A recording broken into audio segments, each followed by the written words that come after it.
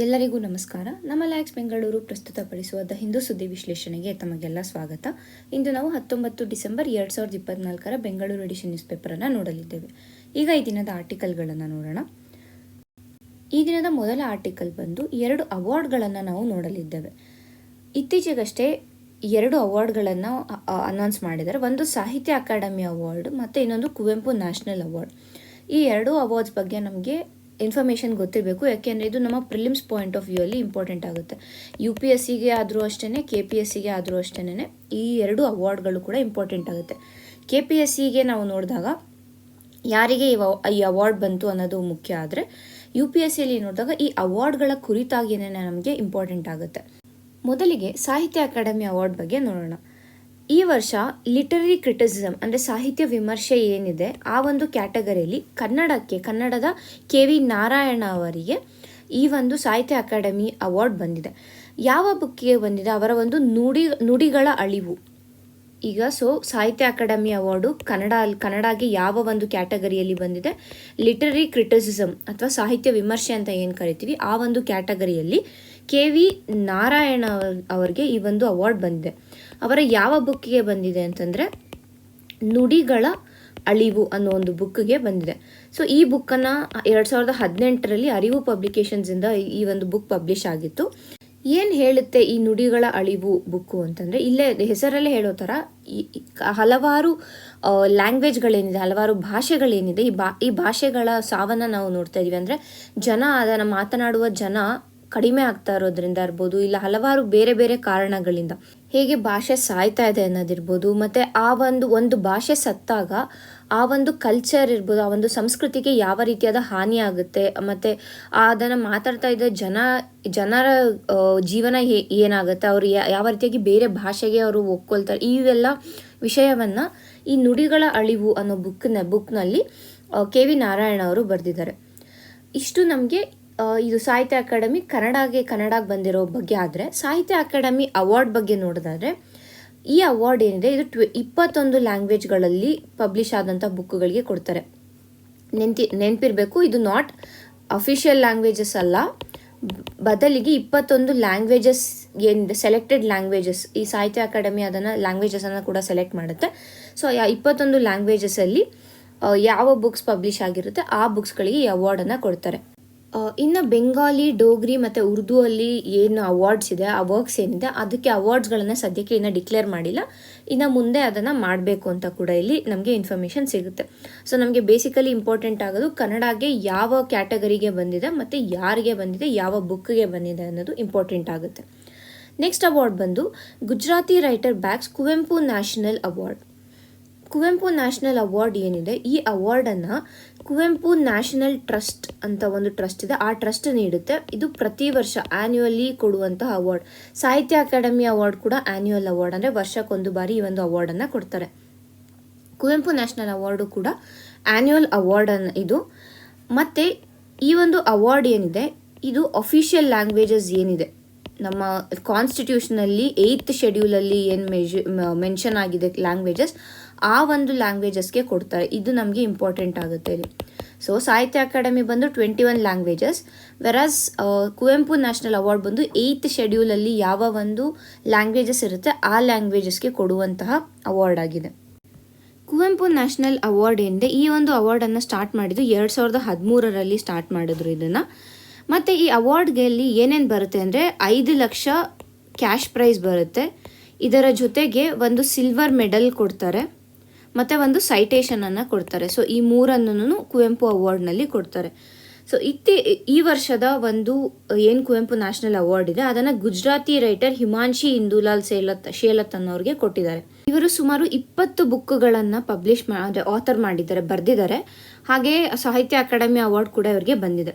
ಮತ್ತು ಈ Kuvempu national award ಏನಿದೆ ಇದು ಜನವರಿ 2025ರಲ್ಲಿ ಬೆಂಗಳೂರಿನಲ್ಲಿ ಇವರಿಗೆ ಪ್ರದಾನ ಮಾಡಲಾಗುತ್ತೆ ಅಂತ ಕೂಡ ಒಂದು ಇನ್ಫಾರ್ಮೇಷನ್ ನಮಗೆ ಇಲ್ಲಿ ಸಿಗುತ್ತೆ. Basically exam point of view ನಮಗೆ ಸಾಹಿತ್ಯ ಅಕಾಡೆಮಿ ಅವಾರ್ಡ್ ಗೊತ್ತಿರಬೇಕು, ಯಾರು ಕೊಡ್ತಾರೆ ಅಂತ ಗೊತ್ತಿರಬೇಕು, ಏನೇನಿರುತ್ತೆ, ಮತ್ತು ಕನ್ನಡಗೆ ಇದೊಂದು ಅವಾರ್ಡ್ ಬಂದಿರೋದ್ರಿಂದ ಅದರ ಕುರಿತಾಗಿ ಕೂಡ ನಮಗೆ ಇನ್ಫಾರ್ಮೇಷನ್ ತಿಳಿದಿರಬೇಕು. ಮತ್ತು ಕುವೆಂಪು ನ್ಯಾಷನಲ್ ಅವಾರ್ಡ್ ಬಗ್ಗೆ ಕೂಡ ಬೇಸಿಕ್ ಇನ್ಫಾರ್ಮೇಷನ್ ನಮಗೆ ಗೊತ್ತಿರಬೇಕು. ಈಗ ಮುಂದಿನ ಆರ್ಟಿಕಲ್ ನೋಡೋಣ. Concerns over mining area proposal near Bukkapatna chinkara wild life sanctuary. ಏನಾಗಿದೆ ಅಂತಂದರೆ, ತುಮಕೂರಿನ ಚಿಕ್ಕನಾಯಕನಹಳ್ಳಿ ತಾಲೂಕು ಏನು ಬರುತ್ತೆ, ಈ ಒಂದು ತಾಲೂಕಿನಲ್ಲಿ ಈ ಒಂದು ಬುಕ್ಕಪಟ್ನ ಚಿಂಕಾರ ವೈಲ್ಡ್ ಲೈಫ್ ಸ್ಯಾಂಚುರಿ ಏನಿದೆ, ಈ ಸ್ಯಾಂಚುರಿ ಬರುತ್ತೆ. ಸೊ ಈ ಸ್ಯಾಂಚುರಿಯ ಸುತ್ತ 10 ಕಿಲೋಮೀಟರ್ಸ್ ಏನಿದೆ, ನಮಗೆಲ್ಲ ಗೊತ್ತಿರೋ ಹಾಗೆ ಇದನ್ನು ನಾವು ಎಕೋ ಸೆನ್ಸಿಟಿವ್ ಏರಿಯಾ ಅಂತ ಕರಿತೀವಿ.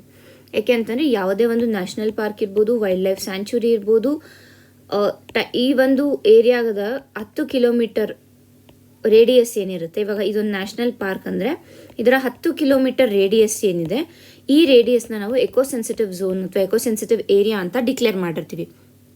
ಈಗ ಇಲ್ಲಿ ಏನಾಗಿದೆ ಅಂತಂದರೆ, ಈ 10 ಕಿಲೋಮೀಟರ್ ಒಳಗಡೆನೇ ಮೈನಿಂಗ್ ಏರಿಯಾಗೆ ಸರ್ಕಾರ ಒಪ್ಪಿಗೆ ನೀಡಿದೆ. ಸೊ ಹಾಗಾಗಿ ಇದನ್ನು ಎನ್ವಿರಾನ್ಮೆಂಟಲಿಸ್ಟ್ ಅಪೋಸ್ ಮಾಡ್ತಾ ಇದ್ದಾರೆ. ಯಾಕೆ ಅಂತಂದರೆ, ಒಂದು ಏನಾಗುತ್ತೆ ಅಂತಂದರೆ, ಇಲ್ಲಿ ಮೈನಿಂಗ್ ಏರಿಯಾ ಬಂದರೆ ಇಲ್ಲಿ ಬಯೋಡೈವರ್ಸಿಟಿ ಲಾಸನ್ನು ನಾವು ನೋಡ್ತೀವಿ. ಸೆಕೆಂಡ್ ಒಂದು ಪೊಲ್ಯೂಷನನ್ನು ನಾವು ನೋಡ್ಬೋದು.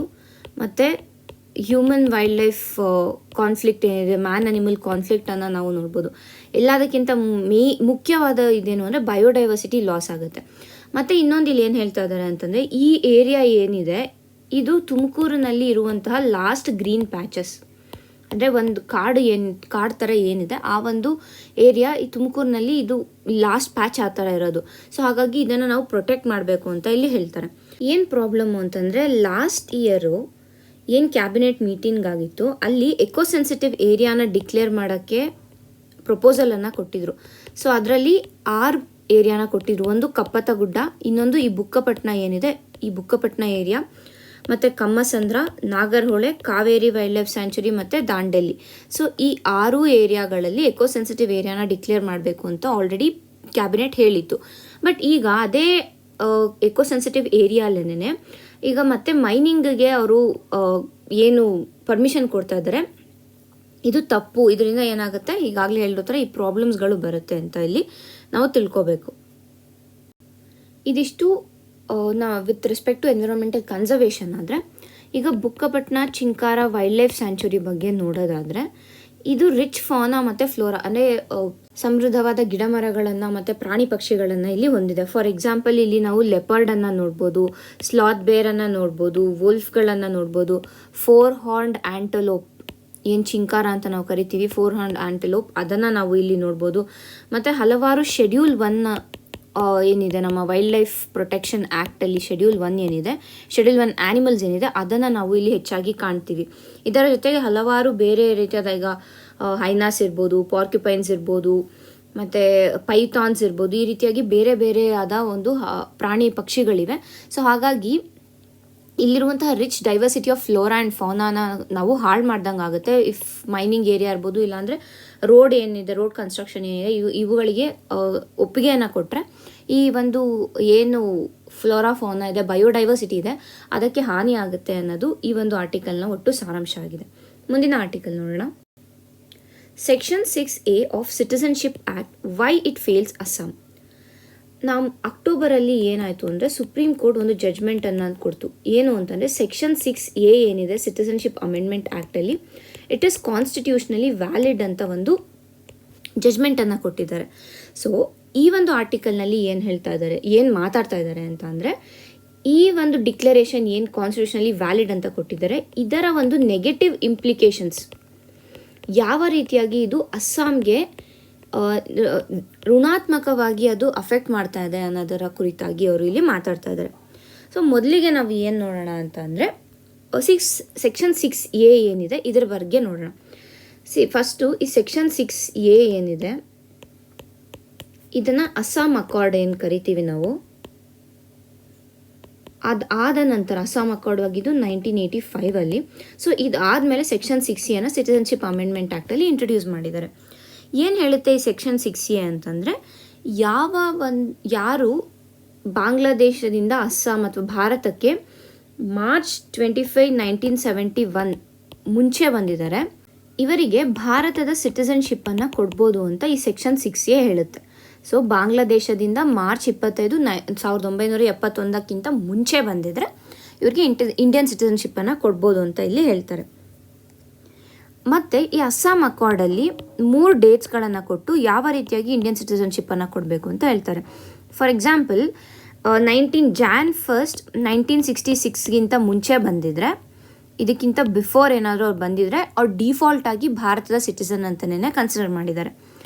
ಅದೇ ಈಗ Jan 1, 1966 ಇಂದ March 25, 1971ವರೆಗೂ ಈ ಮಧ್ಯದಲ್ಲಿ ಬಂದಿದ್ರೆ ವಿತ್ ಪ್ರಾಪರ್ ಡಾಕ್ಯುಮೆಂಟೇಷನ್ ಅಥವಾ ಡಾಕ್ಯುಮೆಂಟೇಷನ್ ಅದೆಲ್ಲ ಇತ್ತು ಅಂದರೆ ಅಂಡರ್ ಸೆಕ್ಷನ್ 6A ಅವ್ರಿಗೆ ಸಿಟಿಸನ್ಶಿಪ್ ಕೊಡ್ಬೋದು ಅಂತ ಹೇಳ್ತಾರೆ. ಅದೇ March 25, 1971 ಆದಮೇಲೆ ಬಂದಿದ್ರೆ ಇವ್ರನ್ನ ಇಲ್ಲೀಗಲ್ ಮೈಗ್ರೆಂಟ್ಸ್ ಅಂತ ಕೂಡ ಇಲ್ಲಿ ಅಸ್ಸಾಂ ಅಕಾರ್ಡ್ ಹೇಳುತ್ತೆ. ಸೊ ಈ 3 ಪ್ರೊವಿಷನ್ಸ್ನ ನಾವು ಅಸ್ಸಾಂ ಅಕಾರ್ಡಲ್ಲಿ ನೋಡ್ಬೋದು. ಅಂದರೆ ಒಂದು ಡಿಫಾಲ್ಟ್ ಸಿಟಿಸನ್ಶಿಪ್, ಇನ್ನೊಂದು ವಿತ್ ಡಾಕ್ಯುಮೆಂಟೇಷನ್ ಸಿಟಿಸನ್ಶಿಪ್ಪನ್ನು ಕೊಡೋದು, ಮತ್ತೊಂದು ಇಲ್ಲೀಗಲ್ ಇಮಿಗ್ರೆಂಟ್ಸ್ ಅಥವಾ ಇಲ್ಲೀಗಲ್ ಮೈಗ್ರೆಂಟ್ಸ್ ಅಂತ ಅವ್ರನ್ನ ಡಿಕ್ಲೇರ್ ಮಾಡೋದು. ಇದಿಷ್ಟು ಬೇಸಿಕ್ ಇನ್ಫಾರ್ಮೇಷನ್ ನಮಗೆ ತಿಳಿದಿರಬೇಕು. ಈಗ ಏನಾಗಿದೆ, ಕೋರ್ಟ್ ಏನು ಹೇಳಿ ಸೆಕ್ಷನ್ 6A ವ್ಯಾಲಿಡ್ ಅಂತ, ಕಾನ್ಸ್ಟಿಟ್ಯೂಷನಲ್ಲಿ ವ್ಯಾಲಿಡ್ ಅಂತ ಹೇಳಿದೆ ಅಂತಂದರೆ, ಅದು ಆರ್ಟಿಕಲ್ 14 ಒಂದು ಕಡೆ ಕನ್ಸಿಡರ್ ಮಾಡಿದೆ ಮತ್ತು ಆರ್ಟಿಕಲ್ 29 ಒಂದು ಕಡೆ ಕನ್ಸಿಡರ್ ಮಾಡಿದೆ. ಸೊ ಎರಡನ್ನೂ ಕನ್ಸಿಡರ್ ಮಾಡಿದಾಗ ಏನು ಹೇಳಿದೆ ಅಂತಂದರೆ, ಈ ಏನು ಬಾಂಗ್ಲಾದೇಶಿಂದ ಅಸ್ಸಾಂಗೆ ಜನ ಬಂದಿದ್ದಾರೆ ಅದರಿಂದ ಅಸ್ಸಾಂನ ನೇಟಿವ್ ಲ್ಯಾಂಗ್ವೇಜ್ ಇರ್ಬೋದು, ಇಲ್ಲ ನೇಟಿವ್ ಕಲ್ಚರ್ ಇರ್ಬೋದು, ಅದಕ್ಕೆ ಅಥವಾ ನೇಟಿವ್ ಸ್ಕ್ರಿಪ್ಟ್ ಏನಿದೆ ಇದಕ್ಕೆ ಯಾವ ರೀತಿಯಾದ ಒಂದು ಧಕ್ಕೆ ಬಂದಿಲ್ಲ. ಅಂದರೆ ಆ ಒಂದು ಕಲ್ಚರ್ ಏನಿದೆ ಅದು ಪ್ರಿಸರ್ವ್ ಹಾಕ್ಕೊಂಡೇ ಬಂದಿದೆ ಅಂತ ಒಂದು ಸ್ಟೇಟ್ಮೆಂಟನ್ನು ಕೊಟ್ಟು ಈ ಸೆಕ್ಷನ್ 6A ಕಾನ್ಸ್ಟಿಟ್ಯೂಷನಲ್ಲಿ ವ್ಯಾಲಿಡ್ ಅಂತ ಸುಪ್ರೀಂ ಕೋರ್ಟ್ ಹೇಳಿತ್ತು.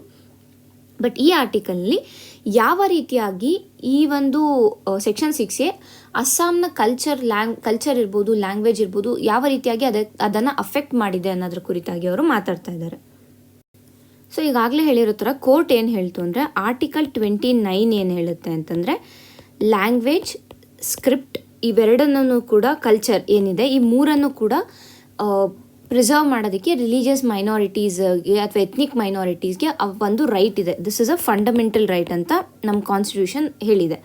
ಸೊ ಕೋರ್ಟ್ ಏನು ಹೇಳಿತು ಅಂದರೆ, ಈ ಒಂದು ಬಾಂಗ್ಲಾದೇಶಿಂದ ಬಂದಂತಹ ಮೈಗ್ರೆಂಟ್ಸ್ ಏನಿದ್ದಾರೆ ಅಥವಾ ಬಾಂಗ್ಲಾದೇಶಿಂದ ಯಾರಾದರೂ ಇಲ್ಲಿ ಅಸ್ಸಾಂಗೆ ಬಂದಿರೋರು ಏನಿದ್ದಾರೆ ಅವರಿಂದ ಅಸ್ಸಾಂನ ಐಡೆಂಟಿಟಿ ಇರ್ಬೋದು, ಕಲ್ಚರ್ ಇರ್ಬೋದು, ಸ್ಕ್ರಿಪ್ಟ್ ಇರ್ಬೋದು, ಯಾವುದೇ ರೀತಿಯಾದ ಒಂದು ಏನಂತೀವಿ ಅಫೆಕ್ಟ್ ಆಗಿಲ್ಲ, ಅಸ್ಸಾಂನ ಕಲ್ಚರ್ ಇರ್ಬೋದು, ಲ್ಯಾಂಗ್ವೇಜ್ ಇರ್ಬೋದು ಅಂತ ಕೋರ್ಟ್ ಹೇಳಿತು. ಆದರೆ ಇಲ್ಲಿ ಏನು ಹೇಳ್ತಾ ಇದ್ದಾರೆ, ಈ ಆಥರ್ಸ್ ಏನು ಹೇಳ್ತಾ ಇದ್ದಾರೆ ಅಂತಂದರೆ, ನಾವು ಕಲ್ಚರೇಷನ್ ಅನ್ನೋ ಒಂದು ಪ್ರಾಸೆಸನ್ನು ನಾವು ನೋಡ್ತೀವಿ. ಕಲ್ಚರೇಷನ್ ಅಂತಂದರೆ 2 ವಿಭಿನ್ನವಾದ ಕಲ್ಚರ್ಸ್ ಏನಿದ್ದಾವೆ ಅವು ಮಿಕ್ಸ್ ಆಗುವಂಥದ್ದು. ಸೊ ಈ ರೀತಿಯಾದ ಒಂದು ಕಲ್ಚರೇಷನ್ ಆದಾಗ ಏನಾಗುತ್ತೆ ಅಂತಂದರೆ, 2 ಕಲ್ಚರ್ಗಳು ಏನಿರ್ತವೆ, 2 ಸಂಸ್ಕೃತಿಗಳು ಏನಿರ್ತವೆ ಅವು ಚೇಂಜನ್ನು ಹೊಂದುತ್ತವೆ. ಸೊ ಈಗ ಇಲ್ಲಿ ನಾವು ಎಕ್ಸಾಂಪಲ್ ತೊಗೊಂಡ್ರೆ, ಒಂದು ಅಸ್ಸಾಂ ಮತ್ತು ಒಂದು ಬಾಂಗ್ಲಾದೇಶೀಸ್ ಬಂದಿರ್ತಾರೆ. ಸೊ ಇವೆರಡು ಮಿಕ್ಸ್ ಆದಾಗ ಏನಾಗುತ್ತೆ, ಇಲ್ಲಿ ಅಸ್ಸಾಮೀಸ್ ಕಲ್ಚರು ಸ್ವಲ್ಪ ಚೇಂಜ್ ಆಗುತ್ತೆ, ಅದೇ ರೀತಿಯಾಗಿ ಬಾಂಗ್ಲಾದೇಶಿ ಕಲ್ಚರ್ ಕೂಡ ಚೇಂಜ್ ಆಗುತ್ತೆ. ಬಟ್ ಇಲ್ಲಿ ನಮಗೆ ಮೇನ್ ಕನ್ಸರ್ನ್ ಅಸ್ಸಾಂ ಕಲ್ಚರ್ ಇಲ್ಲಿ ಚೇಂಜ್ ಆಗ್ತಾ ಇದೆ ಅನ್ನೋದು. ಇಲ್ಲಿ ಕಲ್ಚರ್ ಅಂತ ಬಂದಾಗ ಆ್ಯಟಿಟ್ಯೂಡ್ ಇರ್ಬೋದು, ಫ್ಯಾಮಿಲಿ ವ್ಯಾಲ್ಯೂಸ್ ಇರ್ಬೋದು, ಇಲ್ಲ ಅಂತಂದರೆ ಸೋಷಿಯಲ್ ಅಫಿಲಿಯೇಷನ್ಸ್ ಇರ್ಬೋದು, ಎಲ್ಲ ರೀತಿಯಾದ ಒಂದು ಚೇಂಜಸನ್ನು ನೋಡ್ತೀವಿ. ಸೊ ಇಲ್ಲಿ ಕಲ್ಚರ್ ಅಂತ ಫ್ಯಾಮಿಲಿ ವ್ಯಾಲ್ಯೂಸ್ ಚೇಂಜ್ ಆಯಿತು ಅಂತಂದರೆ, ಇಲ್ಲ ಫ್ಯಾಮಿಲಿ ವ್ಯಾಲ್ಯೂಸ್ ಚೇಂಜ್ ಆಯಿತು ಅಂದರೆ ಅಲ್ಲಿ ಕಲ್ಚರ್ ಅಫೆಕ್ಟ್ ಆಗುತ್ತೆ. ಅದೇ ರೀತಿಯಾಗಿ ಮೆಜಾರಿಟಿ ಮೈನಾರಿಟಿ ಮಿಕ್ಸ್ ಆದಾಗ ಏನಾಗುತ್ತೆ, ಲ್ಯಾಂಗ್ವೇಜ್ ಕೂಡ ಇಶ್ಯೂ ಆಗುತ್ತೆ. ಅಂದರೆ ಲ್ಯಾಂಗ್ವೇಜ್ ಸಾಯುವಂತಹ ಒಂದು ಭಾಷೆ ಸಾಯುವಂತಹ ಒಂದು ಪ್ರಕ್ರಿಯೆನ ಕೂಡ ನಾವು ನೋಡ್ಬೋದಾಗುತ್ತೆ. ಸೊ ಹಾಗಾಗಿ ಇಲ್ಲಿ ಅಸ್ಸಾಂ ಚೇಂಜ್ ಕಲ್ಚರೇಷನ್ ಪ್ರಾಸೆಸನ್ನು ನಾವು ನೋಡಿದ್ರೆ ಅಸ್ಸಾಂನ ಕಲ್ಚರ್ ಇಲ್ಲಿ ಚೇಂಜ್ ಆಗಿದೆ ಅಂತ ಇಲ್ಲಿ ಅವರು ಏನು ಸ್ಪೀಕರ್ಸ್ ಇದ್ದಾರೆ, ಏನು ಆಥರ್ಸ್ ಇದ್ದಾರೆ, ಅವರು ಇಲ್ಲಿ ಒಂದು ಸಪೋರ್ಟಿಂಗ್ ಆರ್ಗ್ಯುಮೆಂಟ್ ಕೊಡ್ತಾ ಇದ್ದಾರೆ. ಇದು ಫಸ್ಟ್ ಪಾಯಿಂಟ್ ಕೊಡ್ತಾ ಇರೋದು, ಅಂದರೆ ಇಲ್ಲಿ ಅಸ್ಸಾಂನ ಕಲ್ಚರ್ ವೇರಿ ಆಗಿದೆ ಅಂತ. ಎರಡನೇ ಪಾಯಿಂಟ್ ಏನು ಅಂತಂದರೆ, ಇವರು ಒಂದು ಸ್ಟಡಿಯನ್ನು ಕೈಗೊಂಡಿದ್ದಾರೆ. ಆ ಸ್ಟಡಿ ಪ್ರಕಾರ ಏನು ಹೇಳ್ತಾ ಇದೆ ಅಂತಂದರೆ, ಅಸ್ಸಾಂನಲ್ಲಿ ಬೆಂಗಾಲಿ ಸ್ಪೀಕಿಂಗ್ ಪರ್ಸೆಂಟೇಜ್ ಏನಿದೆ ಅದು ಇನ್ಕ್ರೀಸ್ ಆಗ್ತದೆ, but Assam speaking percentage decrease ಆಗ್ತದೆ. ಸೊ ಇಲ್ಲಿ ಅಸ್ಸಾಂ ಲ್ಯಾಂಗ್ವೇಜ್ಗೆ ಹಾರ್ಮ್ ಆಗ್ತಾ ಇದೆ. ಏನಕ್ಕೆ ಆಗ್ತಾ ಇದೆ, ಇದು ಬಾಂಗ್ಲಾದೇಶಿಂದ ಇನ್ಫ್ಲಕ್ಸ್ ಆಗ್ತಿರೋದು, ಅದು ಸೆಕ್ಷನ್ 6A ಏನಿದೆ ಇದರಿಂದ ಆಗ್ತಾ ಇದೆ ಅನ್ನೋದನ್ನ ಅವರು ಇಲ್ಲಿ ಪ್ರೂವ್ ಮಾಡ್ತಾ ಇದ್ದಾರೆ. ಸೊ ಇದನ್ನೆಲ್ಲ ನೋಡಿದಾಗ ಏನು ಅನಿಸುತ್ತೆ ನಮಗೆ ಅಂತಂದರೆ, ಈ ಸೆಕ್ಷನ್ 6A ಏನಿದೆ ಇದು ಅಸ್ಸಾಂನ ಕಲ್ಚರ್ ಏನಿದೆ, ಟ್ರೆಡಿಷನ್ ಏನಿದೆ, ಲ್ಯಾಂಗ್ವೇಜಸ್, ಸ್ಕ್ರಿಪ್ಟ್ ಇದನ್ನೆಲ್ಲ ಕೂಡ ಅಫೆಕ್ಟ್ ಮಾಡ್ತಾ ಇದೆ ಅನ್ನೋದು ನಮಗೆ ತಿಳಿಯುತ್ತೆ. ಮತ್ತು ಇವರು ಇಲ್ಲಿ ಇದೆರಡರ ಜೊತೆ ಮತ್ತೆ ಒಂದು ಏನು ಹೇಳ್ತಿದ್ದಾರೆ, ಸೆಕ್ಷನ್ 6A ಪ್ರಾಬ್ಲಮ್ ಅಂತಂದರೆ, ಯಾವ ರೀತಿಯಾಗಿ ಮೈಗ್ರೆಂಟ್ಸ್ನ ಐಡೆಂಟಿಫೈ ಮಾಡ್ತಾರಲ್ವಾ, ಸೊ ಐಡೆಂಟಿಫೈಯಿಂಗ್ ಮೆಕ್ಯಾನಿಸಮ್ ಏನಿದೆ ಅಂಡರ್ ಸೆಕ್ಷನ್ 6A ಅದು ಕೂಡ ಫಾಲ್ಟಿ ಮೆಕ್ಯಾನಿಸಮ್ ಅಂತ ಹೇಳ್ತಾ ಇದ್ದಾರೆ. ಯಾಕೆ ಅಂತಂದರೆ, ಫಸ್ಟ್ ಪ್ಲೇಸಲ್ಲಿ ಏನು ಅಂತಂದರೆ ಸ್ಟೇಟೇ ಇನಿಷಿಯೇಟ್ ಮಾಡಬೇಕು ಅಂದರೆ ಈಗ ಇವರು ಇಲ್ಲಿಗಲ್ ಮೈಗ್ರೆಂಟ್ಸು ಇಲ್ಲ ಇವರು ಒರಿಜಿನಲ್ ಇನ್ಹ್ಯಾಬಿಟೆಂಟ್ಸ್ ಅಂತ ಅನ್ನೋದನ್ನು ಸ್ಟೇಟೇನೇ ಏನು ಮಾಡಬೇಕು, ಐಡೆಂಟಿಫೈ ಮಾಡಬೇಕು, ಸ್ಟೇಟೇ ಇನಿಷಿಯೇಟ್ ಮಾಡಬೇಕು ಆ ಪ್ರೊಸೆಸನ್ನು. ಸೊ ಇಲ್ಲಿ ವಾಲಂಟರಿ ಸೆಲ್ಫ್ ಐಡೆಂಟಿಫಿಕೇಷನ್ ಇಲ್ಲದೆ ಇರೋ ಕಾರಣ ಅದು ಒಂದು ಬರ್ಡನ್ ಆಗುತ್ತೆ ಸ್ಟೇಟ್ ಮೇಲೆ. First problem. ಸೆಕೆಂಡ್ ಪ್ರಾಬ್ಲಮ್ ಏನು ಅಂತಂದರೆ, ಯಾವುದೇ ಒಂದು ಡೆಡ್ಲೈನ್ ಇಲ್ಲ ಈ ಒಂದು ಸೆಕ್ಷನ್ 6A ಇಂಪ್ಲಿಮೆಂಟ್ ಮಾಡೋದಕ್ಕೆ. ಅಂದರೆ ಅಟ್ಲೀಸ್ಟ್ ಇಷ್ಟು ದಿನದ ಒಳಗಡೆ ಈ ಒಂದು ಏನು ಪ್ರಾಸೆಸ್ ಇದೆ ಅದು ಮುಗಿಬೇಕು ಅಂತ ಇದ್ದರೆ ಏನಿರುತ್ತೆ ಅದು ಎಫೆಕ್ಟಿವ್ ಆಗಿ ನಡೆಯುತ್ತೆ ಆ ಪ್ರಾಸೆಸ್. ಬಟ್ ಇದು ಈ ಸೆಕ್ಷನ್ 6A ಇವಾಗ ಆಲ್ರೆಡಿ 40 years ಆಗಿದೆ ಬಂದು. 40 yearsಯಿಂದ ಇದು ಆಪ್ರೇಷನಲ್ ಇದೆ. ಬಟ್ ಅಂದರೆ ಯಾವುದೇ ಡೆಡ್ಲೈನ್ ಇಲ್ಲದೆ ಇರೋ ಕಾರಣ ಅದು ಕೂಡ ಒಂದು ಪ್ರಾಬ್ಲಮ್ ಆಗುತ್ತೆ. ಮತ್ತು ಮೂರನೇದಾಗಿ ಏನು ಅಂದರೆ ಈ ಫಾರಿನರ್ಸ್ ಟ್ರೈಬ್ಯೂನಲ್ ಏನಿದೆ, ಈ ಒಂದು ಫಾರಿನರ್ಸ್ ಟ್ರೈಬ್ಯೂನಲ್ಲಿ ಹೆವಿ ನಂಬರ್ ಆಫ್ ಕೇಸಸ್ ಇದೆ. ಸೊ ಅದನ್ನು ಯಾವ ರೀತಿಯಾಗಿ ಸಾಲ್ವ್ ಮಾಡಬೇಕು ಅನ್ನೋದು ಪ್ರಾಬ್ಲಮ್ ಆಗಿದೆ. ಯಾಕೆ ಅಂತಂದರೆ ಈ ಫಾರಿನರ್ಸ್ ಟ್ರೈಬ್ಯುನಲಲ್ಲಿ ಅವರು ಸೆಕ್ಷನ್ 6A ಅಂಡರ್ ಬರದೇ ಇದ್ರೂ ಕೂಡ ಅಲ್ಲಿನ ಜನ ಸೆಕ್ಷನ್ 6A ಅಂಡರ್ಲಿ ಸಿಟಿಸನ್ಶಿಪ್ಪನ್ನು ಕ್ಲೇಮ್ ಮಾಡೋದಕ್ಕೆ ನೋಡ್ತಾ ಇದ್ದಾರೆ. ಸೊ ಇದರಿಂದ ನಂಬರ್ ಆಫ್ ಕೇಸಸ್ ಹೆಚ್ಚಾಗ್ತಾ ಇದೆ, ಇದರಿಂದ ಬರ್ಡನ್ ಕೂಡ ಹೆಚ್ಚಾಗ್ತಾ ಇದೆ. ಆ್ಯಂಡ್ ಯಾವುದೇ ರೀತಿಯಾದ ಒಂದು ಏನಂತೀವಿ ಐಡೆಂಟಿಫಿಕೇಷನ್ ಪ್ರಾಸೆಸ್ ಮುಂದೆ ನಡೀತಾ ಇಲ್ಲ. ಸೊ ಈಗ ಸೆಕ್ಷನ್ 6A ಎನಾಕ್ಟ್ಮೆಂಟನ್ನು ಕೋರ್ಟ್ ಜಸ್ಟಿಫೈ ಮಾಡಿದೆ. ಬಟ್ ಏನು ಕೀ ಇಶ್ಯೂ ಇದೆ, ಕಾನ್ಸ್ಟಿಟ್ಯೂಷನಲ್ ಕನ್ಸರ್ನ್ಸ್ ಏನಿದೆ, ಇದನ್ನು ಮತ್ತು ಕಲ್ಚರಲ್ ಡೆಮೋಗ್ರಫಿಕ್ ಇಂಪ್ಯಾಕ್ಟ್ ಏನಾಗ್ತಾ ಇದೆ ಅಸ್ಸಾಂ ಮೇಲೆ, ಅದನ್ನು ಅಡ್ರೆಸ್ ಮಾಡೋದಕ್ಕೆ ಸುಪ್ರೀಂ ಕೋರ್ಟ್ ಸೋತಿದೆ ಅಂತ ಹೇಳ್ಬೋದು. ಸೊ ಈಗ ಏನು ಮಾಡಬೇಕು ಅಂತಂದರೆ ಬೇಸಿಕಲಿ ಈ ಒಂದು ಸೆಕ್ಷನ್ 6A ಏನಿದೆ ಇದನ್ನ ರಿವಿಸಿಟ್ ಮಾಡಿ ಯಾವ ರೀತಿಯಾಗಿ ಅದು ಅಸ್ಸಾಂಗೆ ಅಫೆಕ್ಟ್ ಮಾಡ್ತಾ ಇದೆ ಅನ್ನೋದನ್ನು ನೋಡಿ ಇದಕ್ಕೆ ಒಂದು ಆಪರೇಷನಲ್ ಡೇಟನ್ನು ಇಟ್ಟು ಇಲ್ಲಿಂದ ಇಲ್ಲಿವರೆಗೂ ಮಾತ್ರ like this will be the deadline ಅಂತ ಹೇಳಿ ಆ ರೀತಿಯಾಗಿ ಏನಾದರೂ ಮಾಡಬೇಕು ಅಂತ ಈ ಒಂದು ಆರ್ಟಿಕಲ್ನಲ್ಲಿ ಸಜೆಷನನ್ನು ಕೊಡ್ತಾ ಇದ್ದಾರೆ. ಮುಂದಿನ ಆರ್ಟಿಕಲ್ ನೋಡೋಣ. Strengthening the rules of on agri carbon market. ನಮಗೆಲ್ಲ ಗೊತ್ತೇ ಇದೆ COP29 ಏನು ನಡೀತು ಬಾಕು ಅಜರ್ಬೈಜಾನಲ್ಲಿ, ಅದರ ಮುಖ್ಯ ಒಂದು ಏನು ಔಟ್ಕಮ್ ಇತ್ತು ಅದು ಬಂದು ಕಾರ್ಬನ್ ಮಾರ್ಕೆಟ್. ಸೊ ಈ ಒಂದು ಆರ್ಟಿಕಲ್ನಲ್ಲಿ ಈ ಕಾರ್ಬನ್ ಮಾರ್ಕೆಟ್ ಬಗ್ಗೆ ನೋಡ್ತಾ ಇದ್ದಾರೆ. ಬಟ್ ಸ್ಪೆಷಲಿ ಫೋಕಸ್ಡ್ ಆನ್ ಅಗ್ರಿಕಲ್ಚರ್ನ ಹೇಗೆ ಕಾರ್ಬನ್ ಮಾರ್ಕೆಟ್ಗೆ ಯುಟಿಲೈಸ್ ಮಾಡ್ಕೋಬೋದು ಅನ್ನೋದರ ಕುರಿತಾಗಿ ಅವರು ಇಲ್ಲಿ ಮಾತಾಡ್ತಾ ಇದ್ದಾರೆ. ಕಾರ್ಬನ್ ಮಾರ್ಕೆಟ್ ಅಂತ ಬಂದಾಗ 2 ಇಂಪಾರ್ಟೆಂಟ್ ಪಾಯಿಂಟ್ಸ್ ಮುಖ್ಯ ಆಗುತ್ತೆ, ಅಂದರೆ ಪ್ರಾಮುಖ್ಯತೆಗೆ ಬರುತ್ತೆ. ಏನೇನು ಅಂತಂದರೆ ಮೊದಲಿಗೆ ಅಡಿಷನಾಲಿಟಿ ಅನ್ನೋ ಒಂದು ಪ್ರಿನ್ಸಿಪಲ್ ಬರುತ್ತೆ. ಸೆಕೆಂಡ್ ಒನ್ ಬಂದು ಪರ್ಮನೆನ್ಸ್. ಸೊ ಈ ಎರಡೂ ಪ್ರಿನ್ಸಿಪಲ್ಸ್ ಇಂಪಾರ್ಟೆಂಟ್ ಆಗುತ್ತೆ ಕಾರ್ಬನ್ ಮಾರ್ಕೆಟ್ನ ಒಂದು ಫಂಕ್ಷನಿಂಗ್ಗೆ ಅಂತ. ಈ ಅಡಿಷನಾಲಿಟಿ ಏನು, ಈ ಒಂದು ಪ್ರಿನ್ಸಿಪಲ್ ಏನು ಮಾಡುತ್ತೆ ಅಂತಂದರೆ it ensures that emission reductions happen only due to carbon credits. ಈ ಅಡಿಷನಾಲಿಟಿಯಲ್ಲಿ ಏನು ಬರುತ್ತೆ ವಿತ್ ರೆಸ್ಪೆಕ್ಟ್ ಟು ಅಗ್ರಿಕಲ್ಚರ್, ನಾವಿಲ್ಲಿ ಮಾತಾಡ್ತಾ ಇರೋದು carbon market with respect to agriculture ಮಾತ್ರ. ಸೊ ಇಲ್ಲಿ ಏನಾಗುತ್ತೆ ಅಂದರೆ ಈ ಎಮಿಷನ್ ರಿಡಕ್ಷನ್ಸ್ ಏನಿದೆ, ಈ emission reductions can happen only due to carbon credits ಅಂತ ಹೇಳಿ ಫಾರ್ಮರ್ಸು ಹೊಸ ಆದಾದ ಒಂಥರ ಸಸ್ಟೈನಬಲ್ ಟೆಕ್ನಿಕ್ಸ್ ಏನಿದೆ ಅದನ್ನು ಅಪ್ಲೈ ಮಾಡಬೇಕು, ಪ್ರಾಕ್ಟೀಸಸನ್ನು ಅವರು ಅಪ್ಲೈ ಮಾಡ್ಕೋಬೇಕು. ಸೊ ಇಲ್ಲಿ ಅಡಿಷನಾಲಿಟಿ ಅಂತ ಬಂದಾಗ ಏನಾಗುತ್ತೆ ಅಂದರೆ ಸಸ್ಟೈನಬಲ್ ಪ್ರಾಕ್ಟೀಸಸ್ ಏನು ಮಾಡ್ತಾ ಇರ್ತಾರೆ ಅಂತಹ ಒಂದು ಫಾರ್ಮರ್ಸ್ನ ಮಾತ್ರ ನಾವು ಕಾರ್ಬನ್ ಕ್ರೆಡಿಟ್ಗೆ ಎಲಿಜಿಬಲ್ ಅಂತ ಹೇಳ್ತಾರೆ, ಈ ಅಕಾರ್ಡಿಂಗ್ ಟು ದಿಸ್ ಅಡಿಷನಾಲಿಟಿ ಪ್ರಿನ್ಸಿಪಲ್. ಇನ್ನು ಪರ್ಮನೆನ್ಸ್ ಅಂತ ಬಂದಾಗ ಏನಾಗುತ್ತೆ ಅಂದರೆ ಇಲ್ಲಿ ಲಾಂಗ್ ಟರ್ಮ್ ಡ್ಯೂರಬಿಲಿಟಿ ಇರಬೇಕು. ಅಂದರೆ ಈಗ ಸಾಯಿಲ್ ಸೆಕ್ವೆಸ್ಟ್ರೇಷನ್ ಮಾಡ್ತೀವಿ ಅಂದರೆ that should be long term. So ಅಲ್ಲಿ ಪರ್ಮನೆನ್ಸ್ ಕ್ರೈಟೀರಿಯಾ ಕೂಡ ಇರಬೇಕು ಅನ್ನೋದು carbon market with respect to ಅಗ್ರಿಕಲ್ಚರಲ್ಲಿ ಇವೆರಡು ಪಾಯಿಂಟ್ಸ್ ಇಂಪಾರ್ಟೆಂಟ್ ಆಗುತ್ತೆ, ಒಂದು ಅಡಿಷನಾಲಿಟಿ, ಒಂದು ಪರ್ಮನೆನ್ಸ್. ಈಗ ಸದ್ಯಕ್ಕೆ ಇರುವಂತಹ ಕಾರ್ಬನ್ ಕ್ರೆಡಿಟ್ ಪ್ರಾಜೆಕ್ಟ್ಸನ್ನು ನೋಡಿದ್ರೆ ಹಲವಾರು ಪ್ರಾಜೆಕ್ಟ್ಸ್ಗಳು ಏನಿದೆ ಅವ್ರು ಏನು ಪ್ರಾಮಿಸ್ ಮಾಡಿರ್ತಾರೆ, ಈ ರೀತಿಯಾದ ಎನ್ವಿರಾನ್ಮೆಂಟಲ್ ಬೆನಿಫಿಟ್ಸ್ ಆಗುತ್ತೆ, ಇಷ್ಟು ಎಕನಾಮಿಕ್ ಬೆನಿಫಿಟ್ಸ್ ನಿಮಗೆ ಸಿಗುತ್ತೆ ಅಂತ ಏನು ಪ್ರಾಮಿಸ್ ಮಾಡಿರ್ತಾರೆ ಆ ಒಂದು ಪ್ರಾಮಿಸನ್ನು ಫುಲ್ಫಿಲ್ ಮಾಡ್ತಾ ಇಲ್ಲ ಪ್ರಾಜೆಕ್ಟ್. ಸೊ ಇದರಿಂದ ಏನಾಗುತ್ತೆ ಅಂದರೆ ಒಂದು ಕಡೆ ಬಯರ್ ಏನು ಮಾಡ್ತಾರೆ ಅಂತಾರೆ ಆ ಕ್ರೆಡಿಟ್ಸನ್ನು ತಗೊಳ್ಳದೇ ಇರ್ಬೋದು. ಇದರಿಂದ ಫಾರ್ಮರ್ಸ್ಗೆ ಕೂಡ ಇಲ್ಲಿ ಲಾಸಸ್ಸನ್ನು ನಾವು ಆಗ್ತಾ ಇರೋದನ್ನ ನಾವು ನೋಡ್ತೀವಿ. ಹಲವಾರು ಬಾರಿ ಏನಾಗುತ್ತೆ ಅಂತಂದರೆ ಈ ಕಾರ್ಬನ್ ಕ್ರೆಡಿಟ್ಸ್ ಏನಿರುತ್ತೆ ಅದು ಸೇಲ್ ಆಗಿರುತ್ತೆ, ಬಟ್ ಅದರ ಒಂದು ಕಾಸು ಏನಿರುತ್ತೆ, ಅದರ ಒಂದು ಹಣ ಏನಿರುತ್ತೆ ಅದು ಫಾರ್ಮರ್ಸ್ನ ರೀಚ್ ಆಗ್ತಾ ಇಲ್ಲ. ಸೊ ಈ ರೀತಿಯಾದ ಎಲ್ಲ ಪ್ರಾಬ್ಲಮ್ಸ್ಗಳು ಇರೋದ್ರಿಂದ ಈ ಕಾರ್ಬನ್ ಮಾರ್ಕೆಟ್ ಏನಿದೆ ಇದು ಎಫೆಕ್ಟಿವ್ ಅಥವಾ ಎಫಿಷಿಯೆಂಟ್ ಆಗಿ ವರ್ಕ್ ಮಾಡ್ತಾ ಇಲ್ಲ ಅನ್ನೋದು ನಮಗೆ ತಿಳಿಯುತ್ತೆ. ಮತ್ತು ಇಲ್ಲಿ ಆಥರ್ಸ್ ಏನಿದ್ದಾರೆ ಇವರು ಇತ್ತೀಚೆಗೆ ಒಂದು ಆರ್ಟಿಕಲನ್ನು ಪಬ್ಲಿಷ್ ಮಾಡಿದ್ದಾರೆ. ಅದರ ಹೆಸರು ಬಂದು climate policy carbon farming in India are existing projects inclusive additional and permanent. So ಇದರಲ್ಲಿ ಏನು ಮಾಡ್ತಾರೆ ಅಂದರೆ ಹರಿಯಾಣ ಮತ್ತು ಮಧ್ಯಪ್ರದೇಶನಲ್ಲಿ ಇರುವಂತಹ ಏನು ಪ್ರಾಜೆಕ್ಟ್ಸ್ ಇದೆ, ಕಾರ್ಬನ್ ಫಾರ್ಮಿಂಗ್ ಪ್ರಾಜೆಕ್ಟ್ಸ್ ಏನಿದೆ ಅಂದರೆ ಎಲ್ಲಿ ಕಾರ್ಬನ್ ಕ್ರೆಡಿಟ್ಸನ್ನು ಜನರೇಟ್ ಮಾಡುವಂಥ ಪ್ರಾಜೆಕ್ಟ್ಸ್ ಇದೆ, ಆ ಪ್ರಾಜೆಕ್ಟನ್ನು ಅನಲೈಸ್ ಮಾಡಿ ಅದು ಸೋಷಿಯಲಿ ಇನ್ಕ್ಲೂಸಿವ್ ಇದೆಯಾ, ಅಡಿಷ್ನಾಲಿಟಿ ಪ್ರಿನ್ಸಿಪಲನ್ನು ಫಾಲೋ ಮಾಡ್ತಾ ಇದೆಯಾ, ಪರ್ಮನೆನ್ಸ್ ಪ್ರಿನ್ಸಿಪಲ್ನ ಫಾಲೋ ಮಾಡ್ತಾ ಇದೆಯಾ ಅಂತ ಒಂದು ಸ್ಟಡಿಯನ್ನು ಇವರು ಕೈಗೊಂಡಿದ್ರು.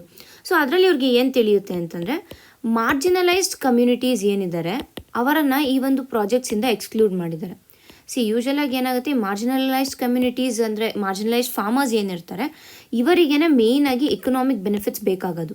ಸೊ ಅವರನ್ನೇ ಇಲ್ಲಿಂದ ಎಕ್ಸ್ಕ್ಲೂಡ್ ಮಾಡಿದಾಗ ಏನಾಗುತ್ತೆ ಅಂತಂದರೆ, ನಮ್ಮ ಮುಖ್ಯ ಏನಿದೆ ಫಾರ್ಮರ್ಸ್ನ ಅಡಿಷ್ನಲ್ ಇನ್ಕಮನ್ನು ಇನ್ಕ್ರೀಸ್ ಮಾಡಬೇಕು ಅಂತಂದೇನಿದೆ ಅದು ಕೂಡ ಇಲ್ಲಿ ಕಡಿಮೆ ಆಗುತ್ತೆ.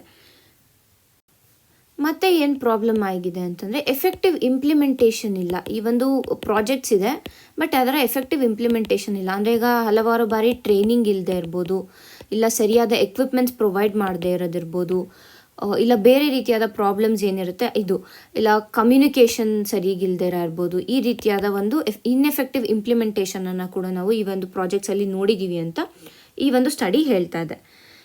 ಇದೆಲ್ಲದರ ಜೊತೆ ಅಪ್ರಾಕ್ಸಿಮೇಟ್ಲಿ 99% ಫಾರ್ಮರ್ಸ್ ಏನಿದ್ದಾರೆ ಅವರಿಗೆ ಈ ಕಾರ್ಬನ್ ಕ್ರೆಡಿಟ್ನ ಏನು ಪೇಮೆಂಟ್ಸ್ ಸಿಗಬೇಕು ಆ ಪೇಮೆಂಟ್ಸನ್ನೇ ಸಿಕ್ಕಿಲ್ಲ. ಸೊ ಇದು ಕೂಡ ಒಂದು ರೀತಿಯಾದ ಪ್ರಾಬ್ಲಮ್. ಬೇಕೆಂತಂದರೆ ಫಾರ್ಮರ್ಸ್ ಅಷ್ಟೆಲ್ಲ ಕಷ್ಟಪಡ್ತಾ ಇದ್ದಾರೆ ಅಂತಂದಾಗ ಅವ್ರಿಗೆ ಕೊಡಬೇಕಾದಂಥ ಕಾರ್ಬನ್ ಕ್ರೆಡಿಟ್ ಪೇಮೆಂಟ್ ಸಿಕ್ಕಿಲ್ಲ ಅಂತಂದರೆ ಅವರಲ್ಲಿ ಲಾಸಲ್ಲೇ ಇರ್ತಾರೆ. ಬಿಕಾಸ್ ಇಲ್ಲಿ ಟ್ರೈನಿಂಗು, ಎಕ್ವಿಪ್ಮೆಂಟ್ಸ್ ಇವಕ್ಕೆಲ್ಲ ಇನ್ವೆಸ್ಟ್ ಮಾಡಿರ್ತಾರೆ. ಅವರಿಗೆ ಬೇಸಿಕಲಿ ಒಂದು ಲಾಸ್ ಆಗುತ್ತೆ ಇದರಿಂದ ಅಂತ ಅವರು ಈ ಒಂದು ಸ್ಟಡಿಯಲ್ಲಿ ತಿಳ್ಕೊಂಡಿದ್ದಾರೆ. ಹಾಗಾಗಿ ಏನು ಮಾಡಬೇಕು, ಸೊಲ್ಯೂಷನ್ಸ್ ಏನು ಅಂತ ಅಂದರೆ, ಮೊದಲಿಗೆ ಬಂದು ಏನು ಈ ಕಾರ್ಬನ್ ಮಾರ್ಕೆಟ್ ಪ್ರಾಜೆಕ್ಟ್ಸನ್ನು ಕೈಗೊಳ್ತಾ ಇದ್ದಾರೆ, it should be socially inclusive. ಅಂದರೆ ಮಾರ್ಜಿನಲೈಸ್ಡ್ ಕಮ್ಯುನಿಟೀಸ್ ಏನಿದ್ದಾರೆ ಅವ್ರನ್ನ ಇನ್ಕ್ಲೂಡ್ ಮಾಡೋದಿರ್ಬೋದು, ಇಲ್ಲಾಂತಾರೆ SC/ST ಇರ್ಬೋದು, ವಿಮೆನನ್ನು ಇನ್ಕ್ಲೂಡ್ ಮಾಡೋದಿರ್ಬೋದು. ಈ ರೀತಿಯಾಗಿ it should be a socially inclusive project. ಅದಾದಮೇಲೆ ಎಫೆಕ್ಟಿವ್ ಟ್ರೈನಿಂಗನ್ನು ಕೊಡಬೇಕು, ಮತ್ತು ಲೇಟೆಸ್ಟ್ ಟೆಕ್ನಾಲಜಿ ಮತ್ತು ಎಕ್ವಿಪ್ಮೆಂಟ್ಸನ್ನು ಕೊಡಬೇಕು. ಇದರಿಂದ ಏನಾಗುತ್ತೆ, ಆಮೇಲೆ ಟೈಮ್ಲಿ ಪೇಮೆಂಟ್ಸನ್ನು ಕೊಡಬೇಕು. ಸೊ ಇದರಿಂದ ಏನಾಗುತ್ತೆ ಅಂದರೆ ಫಾರ್ಮರ್ಸ್ಗೆ ಈ ಒಂದು ಪ್ರಾಜೆಕ್ಟ್ಸ್ ಇರ್ಬೋದು, ಇಲ್ಲ ಒಂದು ಕಂಪನೀಸ್ ಯಾರು ಪ್ರಾಜೆಕ್ಟ್ಸನ್ನು ಇಂಪ್ಲಿಮೆಂಟ್ ಮಾಡ್ತಾರೆ ಅವ್ರ ಮೇಲೆ ಟ್ರಸ್ಟ್ ಬಿಲ್ಡ್ ಆಗುತ್ತೆ. ಸೊ ಟ್ರಸ್ಟ್ ಬಿಲ್ಡ್ ಆದಾಗ ಅವ್ರು ಮತ್ತಷ್ಟು ಹೆಚ್ಚಾಗಿ ಅವರು ವರ್ಕ್ ಮಾಡ್ತಾರೆ. So that more and more carbon credits are generated. ಇದೆಲ್ಲದರ ಜೊತೆ ಮತ್ತೆ ಎಕ್ಸ್ಟ್ರಾ ಬೇರೆ ಏನು ಮಾಡ್ಬೋದು, ಇದು ಒಂದು ಸೈಡ್ ಆದರೆ ಮತ್ತೊಂದು ಕಡೆ ಸೈನ್ಸನ್ನು ನಾವು ಸೈನ್ಸ್ ಆ್ಯಂಡ್ ಟೆಕ್ನಾಲಜಿಯನ್ನು ಇಂಪ್ಲಿಮೆಂಟ್ ಮಾಡೋದು. ಈಗ ರಿಮೋಟ್ ಸೆನ್ಸಿಂಗ್ ಇರ್ಬೋದು, ಇಲ್ಲ ಸ್ಯಾಟಲೈಟ್ ಇಮೇಜರಿ ತೊಗೊಳ್ಳೋದಿರ್ಬೋದು, ಡ್ರೋನ್ಸನ್ನು ಯೂಸ್ ಮಾಡೋದಿರ್ಬೋದು, ಸೆನ್ಸರ್ಸ್ ಯೂಸ್ ಮಾಡೋದಿರ್ಬೋದು. ಈ ರೀತಿಯಾಗಿ ಮಾಡಿದಾಗ ಏನಾಗುತ್ತೆ ಅಂತ ಅಂದರೆ, ಈ ಇಂಪ್ಲಿಮೆಂಟೇಷನ್ ಏನಿದೆ ಮತ್ತು ಆಕ್ಸೆಸಿಬಿಲಿಟಿ ಏನಿದೆ ಇದೆಲ್ಲ ಹೆಚ್ಚಾಗುತ್ತೆ. ಸೊ ಇದರಿಂದ ಆ ಓಲ್ಡ್ ಇಂಪ್ಲಿಮೆಂಟೇಷನ್ ಚಾಲೆಂಜಸ್ ಏನಿದೆ ಅದನ್ನೆಲ್ಲ ನಾವು ಓವರ್ಕಮ್ ಮಾಡ್ಬೋದು. ಮತ್ತು ಭಾರತದ ಅಗ್ರಿಕಲ್ಚರ್ ಕಾರ್ಬನ್ ಮಾರ್ಕೆಟ್ ಏನಿದೆ ಅದನ್ನು ಹೆಚ್ಚಾಗಿ ಬಳಸ್ಕೋಬೋದು ಅನ್ನೋದು ಈ ಒಂದು ಆರ್ಟಿಕಲ್ನ ಓವರಾಲ್ ಸಾರಾಂಶ ಆಗಿದೆ. ಮುಂದಿನ ಆರ್ಟಿಕಲ್ ನೋಡೋಣ. Formulate policy to manage sacred groves, SC tells government. Sacred groves ಏನಿದೆ, ಈಗ ಕರ್ನಾಟಕದಲ್ಲಿ ನಾವು ಹಲವಾರು ಕಡೆ ಇದನ್ನು ದೇವರ ಕಾಡು ಅಂತ ಕೂಡ ಕರಿತೀವಿ. ದೇವರ ಕಾಡು ಅಂತ ಇದು ಎಕ್ಸಾಂಪಲ್ ಆಗುತ್ತೆ ಸೇಕ್ರೆಡ್ ಗ್ರೂವ್ಸ್ಗೆ. ಸೊ ಈ ಸೇಕ್ರೆಡ್ ಗ್ರೂವ್ಸ್ ಏನಾಗುತ್ತೆ ಅಂತಂದರೆ, ಅಲ್ಲಿನ ಲೋಕಲ್ ಕಮ್ಯುನಿಟಿ, ಲೋಕಲ್ ಜನಾಂಗ ಏನಿರ್ತಾರೆ ಈ ಜನಾಂಗ ಈ ಒಂದು ಸೇಕ್ರೆಡ್ ಗ್ರೂವ್ಸನ್ನು ಪ್ರೊಟೆಕ್ಟ್ ಮಾಡ್ತಾ ಇರ್ತಾರೆ. ಪ್ರೊಟೆಕ್ಟ್ ಆ್ಯಂಡ್ ಕನ್ಸರ್ವೇಷನ್ ಏನಿದೆ that is done by local communities. So ಅದಕ್ಕೆ ಅದನ್ನ ಸೇಕ್ರೆಡ್ ಗ್ರೂವ್ಸ್ ಅಂತ ಹೇಳ್ತೀವಿ. ಸೊ ಈ ಒಂದು ಸೇಕ್ರೆಡ್ ಗ್ರೂವ್ಸ್ ಏನಿದೆ ಇದನ್ನು ಮಾನಿಟರ್ ಮಾಡೋಕ್ಕೆ ಅಥವಾ ಇದನ್ನ ರೆಗ್ಯುಲೇಟ್ ಮಾಡೋದಕ್ಕೆ ಅಥವಾ ಇದನ್ನ ಪ್ರೊಟೆಕ್ಟ್ ಮಾಡೋದಕ್ಕೆ ಸೆಂಟ್ರಲ್ ಗವರ್ನಮೆಂಟ್ ಒಂದು ಪಾಲಿಸಿಯನ್ನು ತರಬೇಕು ಅಂತ ಸುಪ್ರೀಂ ಕೋರ್ಟ್ ಆರ್ಡರ್ ಮಾಡಿದೆ. ಸೊ ಇಲ್ಲಿವರೆಗೂ ನಾವು ನೋಡೋದಾದರೆ ಕಮ್ಯುನಿಟಿ ರಿಸರ್ವ್ ಮತ್ತು ಕನ್ಸರ್ವೇಷನ್ ರಿಸರ್ವ್ ಅಂತ ಏನಿದೆ ಇದನ್ನು under wild life protection act ನಾವು ಡಿಕ್ಲೇರ್ ಮಾಡ್ತಾ ಇದ್ದಾರೆ. ಅಂದರೆ ಸ್ಟೇಟ್ ಗವರ್ನಮೆಂಟ್ಸ್ ಡಿಕ್ಲೇರ್ ಮಾಡ್ತಾರೆ. It is conservation reserve and community reserves ಏನಿದೆ ಇದನ್ನು. ಬಟ್ ಸೇಕ್ರೆಡ್ ಗ್ರೂವ್ಗೆ ಯಾವುದೇ ರೀತಿಯಾದ ಒಂದು ಪಾಲಿಸಿ ಲೈಕ್ ಸ್ಪೆಸಿಫಿಕ್ ಪಾಲಿಸಿ ಇರಲಿಲ್ಲ. ಬಟ್ ಯೂಶಲಾಗಿ ಕಮ್ಯುನಿಟಿ ರಿಸರ್ವ್ ಅಂತ ಬಂದಾಗ ಸೇಕ್ರೆಡ್ ಗ್ರೂವ್ಸ್ನ ಕಮ್ಯುನಿಟಿ ರಿಸರ್ವ್ ಅಂಡರಲ್ಲೇ ನಾವು ಕನ್ಸಿಡರ್ ಮಾಡ್ತಾ ಇದ್ವಿ. ಬಟ್ ಈಗ ಸುಪ್ರೀಂ ಕೋರ್ಟ್ ಏನು ಹೇಳಿದೆ ಅಂದರೆ, ಈ ಸೇಕ್ರೆಡ್ ಗ್ರೂವ್ಗೆನೇ ಸೆಪ್ರೇಟ್ ಆದ ಒಂದು ಪಾಲಿಸಿಯನ್ನು ನೀವು ತರಬೇಕು ಅಂತ ಆರ್ಡರ್ ಮಾಡಿದೆ. ಸೊ ಇದಿಷ್ಟು ಫಸ್ಟ್ ಪಾರ್ಟಲ್ಲಿ ನಮಗೆ ಸಿಗೋದು. ಸೊ ಈಗ ಬೇಸಿಕಲಿ ಸೇಕ್ರೆಡ್ ಗ್ರೂವ್ನ ನಾವು ಕಮ್ಯುನಿಟಿ ರಿಸರ್ವ್ ಅಂಡರಲ್ಲೇ ಕನ್ಸಿಡರ್ ಮಾಡ್ತಾ ಇದ್ದೀವಿ ಅನ್ನೋದು ಕೂಡ ನಮಗೆ ಗೊತ್ತಿರಬೇಕು. ಸೊ ಹಾಗಾಗಿ ಸೆಂಟರ್ ಏನು ಹೇಳಿದೆ ಅಂತಂದರೆ, ಇದರಲ್ಲಿ ನಾವು ಆಲ್ರೆಡಿ ಕನ್ಸಿಡರ್ ಮಾಡ್ತಾ ಇರೋದ್ರಿಂದ ಸೆಪ್ರೇಟ್ ಪಾಲಿಸಿ ನಾವು ಮಾಡಿರಲಿಲ್ಲ ಅಂತ ಹೇಳಿದೆ. ಮತ್ತು ಇದರ ಜೊತೆಗೆ ಸುಪ್ರೀಂ ಕೋರ್ಟಲ್ಲಿ ವಾದ ಮಾಡುವಾಗ ಒಂದು ಕೇಸ್ ಬಂದಿದೆ. ಆ ಕೇಸ್ ಬಂದು TN ಗೋದಾವರ್ಮನ್ ಕೇಸ್. ಸೊ ಈ ಕೇಸ್ ಲಾ ಏನಿದೆ, this is related to communities customary rights ಏನಿದೆ, ಆ ಒಂದು ಫಾರೆಸ್ಟ್ ಪ್ಯಾಚಸಲ್ಲಿ ಫಾರೆಸ್ಟ್ ಹತ್ರ ನಿಯರ್ ಬೈ ಇರುವಂಥ ಕಮ್ಯುನಿಟೀಸ್ ಏನಿದೆ ಅವರ rights with respect to forests ಬಂದು ಈ ಒಂದು TN ಗೋದಾವರ್ಮನ್ ಕೇಸ್ನಲ್ಲಿ ಮಾತಾಡಿದ್ದಾರೆ. ಸೊ ನೀವು ಈ ಒಂದು ಕೇಸ್ ಲಾ ಏನಿದೆ, ಈ ಕೇಸ್ ಲಾ ಬಗ್ಗೆ ಕೂಡ ಸ್ವಲ್ಪ ಬೇಸಿಕ್ ಇನ್ಫಾರ್ಮೇಷನ್ ತಿಳ್ಕೊಂಡಿರಬೇಕಾಗುತ್ತೆ. ಸೊ ಇಷ್ಟು ಈ ಒಂದು ಆರ್ಟಿಕಲ್ನಲ್ಲಿ ಸಿಗೋ ಇನ್ಫಾರ್ಮೇಷನ್. ಮೊದಲಿಗೆ ಸೇಕ್ರೆಡ್ ಗ್ರೂವ್ಸ್ ಅಂದರೆ ಏನು ಅಂತ ಗೊತ್ತಿರಬೇಕು, ಮತ್ತು ಅದನ್ನ ನಾವು ಸದ್ಯಕ್ಕೆ ಯಾವುದರ ಅಂಡರಲ್ಲಿ ಪ್ರೊಟೆಕ್ಟ್ ಮಾಡ್ತಾ ಇದ್ದೀವಿ ಅನ್ನೋದು ಕೂಡ ನಮಗೆ ಗೊತ್ತಿರಬೇಕು. ಕಮ್ಯುನಿಟಿ ರಿಸರ್ವ್, ಕನ್ಸರ್ವೇಷನ್ ರಿಸರ್ವ್ ಬಗ್ಗೆ ಕೂಡ ಬೇಸಿಕ್ ಇನ್ಫಾರ್ಮೇಷನ್ ತಿಳಿದಿರಬೇಕು. ಇಷ್ಟು ಈ ದಿನದ ಆರ್ಟಿಕಲ್ಗಳಾಗಿವೆ. ಧನ್ಯವಾದಗಳು.